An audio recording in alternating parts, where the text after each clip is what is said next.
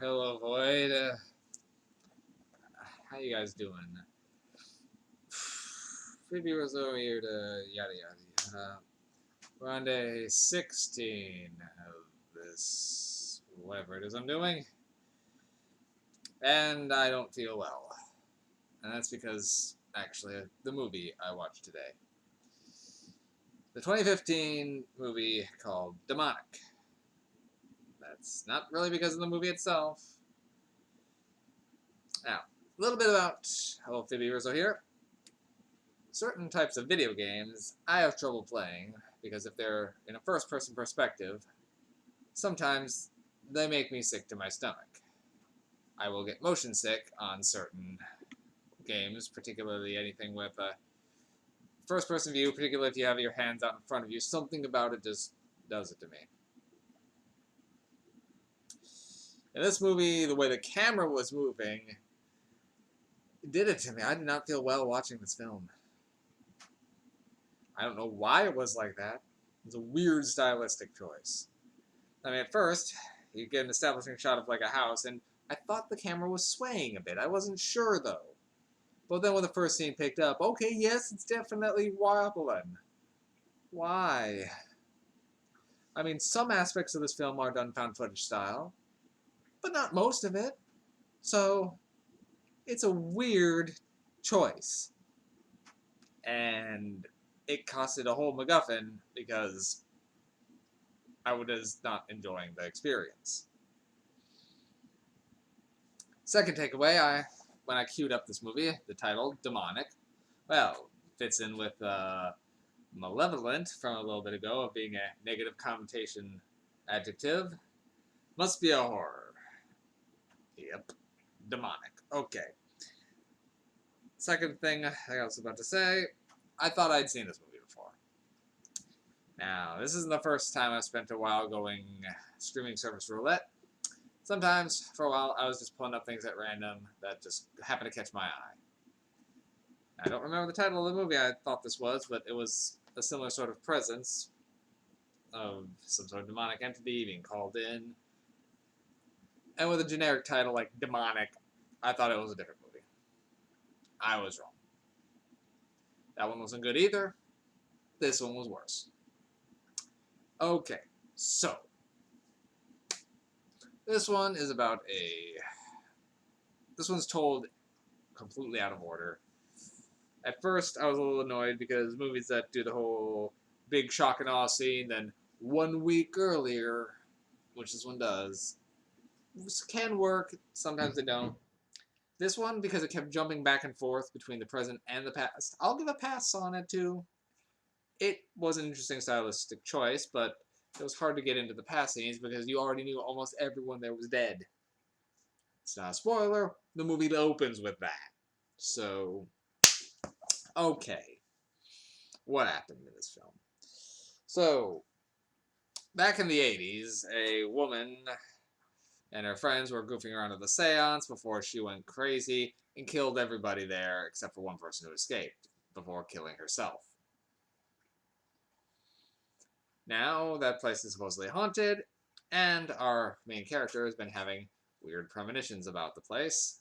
So his paranormal investigator girlfriend and her team want to take him there, do a seance, try to talk to some dead folk. Okay, that's a premise I can be on board with. Sure, I was with it. Then this movie just keeps going on, and it's weird and awkward, and I don't even know. Okay, so they get to the house. Things start getting weird. Basic haunted house shenanigans. Really basic. And we're mixing with a police investigation of the main character traumatized as he's trying to recall the story while some people are pulling together some footage from the paranormal investigator teams trying to fix the footage so they can see what happened while trying to look for two other people who are still missing from the incident, one of which is the main character's pregnant girlfriend. The other one they believe is the killer, but he keeps saying the house did it. Okay, I will say I didn't call the ending for what was really going on completely. Like, I had a rough idea, but I didn't guess it completely. admittedly, what I thought was going on would have been better. But, okay. Demonic. So apparently, I guess this is sort of spoiler. I don't know. Is the seance calls up this demon that's trapped in the house that's trying to possess someone so it can escape the house and be free to wreak evil wherever it goes. So that's what they're up against. So I listed the framing device worked. It was kept the jumping back and forth. Yeah, okay, I was on board with that. I liked that. The gore effects are minimal to non-existent. The ghost effects are minimal to non-existent. The CG is dodgy. The acting is bland or over the top. Frank Grillo's in this. He does okay, but the character he's given is kind of an ass, and not in an entertaining way. It's you want to just shake him every so often, and his poor understanding of technology is not charming.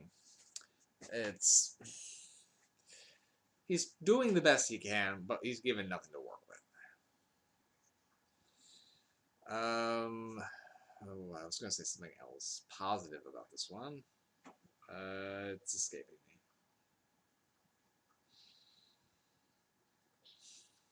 I don't know. I don't get what this movie was trying to do at some points. Like, the demon has to kill everybody, but at the same point, the one person is. I don't know. The person who everyone thought was the killer is doing something that's hurting the person who actually is, but somehow tricking, which is somehow a ruse for the cops to kill them. But why was it actually seeming to affect that? I don't even know what's supposed to be happening there. This movie just doesn't. The last act just falls completely apart on what it's trying to do. Like, nothing is syncing up. Oh, right. I don't know what I was going to say. That wasn't a positive thing. It was a negative thing. A lot of the characters are either underdeveloped or unlikable. The main character, he's okay. His girlfriend, she's fine. The rest, Frank Grillo's an ass. The psychiatrist is bland. Of the paranormal investigating team, the leader is a complete prick, and everything he says makes you want to slap him. Then there's two other members. One is sort of peppy Valley Girl occultist, but you can probably count on your fingers how many lines she has, so she's could be interesting if they let her develop, but they don't. And then there's the techie guy who sleeps sometimes, or doesn't talk much. That's his character. I guess he's Asian also. That seems to be a character trait.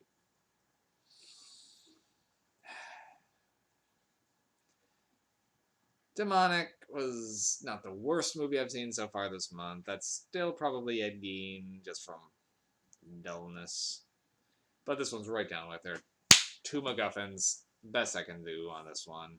It would have been an okay, a low level 3 just because the premise was interesting and the storytelling area was okay executed, at least until it got convoluted. But the shaky cam just knocked it right down, and nothing else was pulling it back up. There's no reason to see this film. Demonic, 2015. I know there's another 2021 film called Demonic. I don't know how that one is comparatively. Now, this one's produced by James Wan. I normally love James Wan. Anything he's directing or writing or has his hands on, I'm all for James Wan. Keep the guy out of the producer chair. A lot of times, he's kind of hit and miss there. More miss than hit. Keep him away from the production. Okay. All for right now. I'll be back with Tubi tomorrow. If I didn't mention, this one was off Netflix. Okay. I'm gonna go lie down.